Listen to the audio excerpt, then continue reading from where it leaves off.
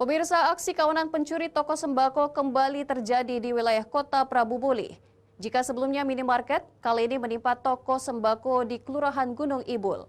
Pelaku terekam kamera pengawas CCTV saat memotong kunci pintu menggunakan linggis dan gunting besi. Video berdurasi 1 menit 27 detik memperlihatkan aksi 3 orang pelaku datang menggunakan mobil berwarna hitam hendak mencuri di toko sembako di Jalan Padat Karya, Kelurahan Gunung Ibul, Kecamatan Prabu Mulih Timur sekitar pukul 3 subuh. Dalam rekaman terlihat pelaku merusak kunci pintu toko dengan cara dipotong menggunakan gunting besi dan linggis.